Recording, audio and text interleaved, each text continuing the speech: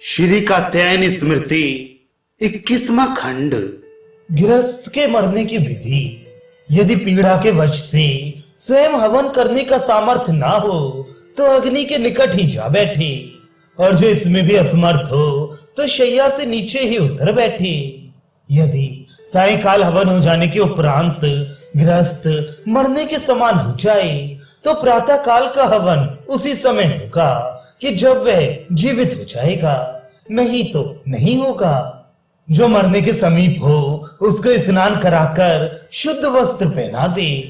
इसके उपरांत कुछ बिखरे हुए पृथ्वी में दक्षिण दिशा की ओर सिर करके घी का उपटन कर स्नान कराए और वस्त्र जनेऊ पहनाए।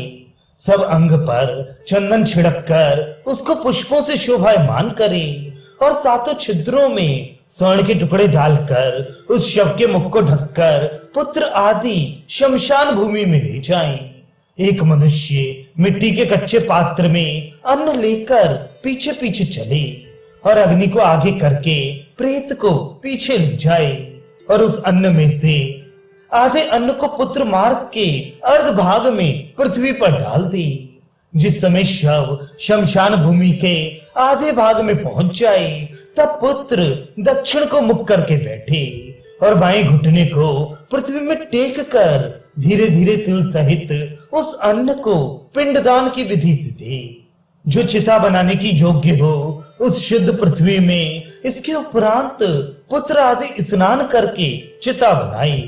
उस चिता में दक्षिण की ओर को सिर करके अग्निहोत्री को सीधा रखे और दक्षिण को अग्रभाग वाली घी से भरकर सिरक को मुख में और सिरवा को नासिका में रख दे। पैरों में नीचे की अरणी को और छाती पर ऊपर की अरणी को और सूप और चमच को बाएं दाएं करवट में रख दे और निर्भय हो रोदन का त्याग कर पुत्र मूसल और ओखल तथा चात्र और ओवली को जंघाओं के बीच में रख दे। मौन धारण कर दक्षिण की ओर मुख करके अपस्व्य हो पूर्वोक्त कर्मों को कर बाएं घुटने को दबाकर चिता में दक्षिण दिशा की ओर धीरे धीरे अग्नि जलाई और उस समय इस यजुर्वेद के मंत्र को पढ़े कि हे अग्नि, तू इस देह से उत्पन्न हुआ था और हे अग्नि, अब तुझसे ही ये देह आदि फिर उत्पन्न हो। इस कारण इस प्रज्वलित अग्नि में इस प्राणी को स्वर्गलोक की प्राप्ति के निमित्त यह सुहा है। गृहस्थ की इस भांति करने पर वह संपूर्ण पापों से छूट जाता है और जो मनुष्य उसे दहा करता है वह उत्तम संतान को पाता है।